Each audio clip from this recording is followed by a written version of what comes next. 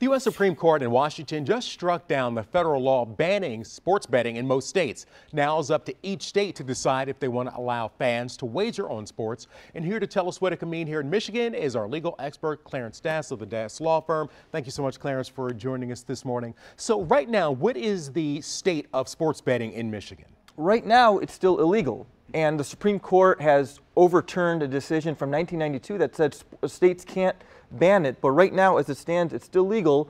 You can go to the casinos and obviously can play with cards and slot machines. But if you bet on sports, it's still illegal in the state. All right. So where is there legislation in Lansing to change that? There has been, and in fact, the first bill that really tackled this came out in 2015. Now there are 8 bills after the Supreme Court decision that could legalize it, and those bills really are everything from fantasy sports gambling all the way to having actual betting going on at the airport and public places.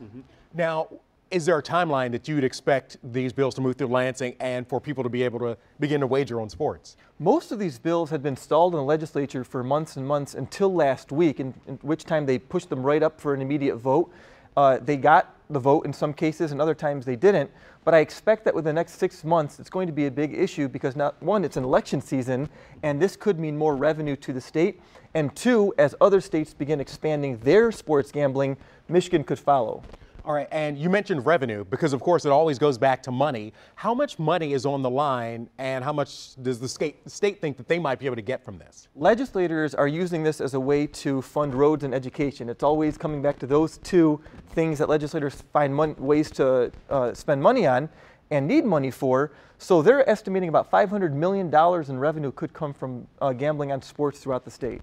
$500 million, and would you anticipate that there's going to be a race to get sports betting on the books? And if so, where would Michigan fall in that if we can get it done in the next 6 months? I think there will be.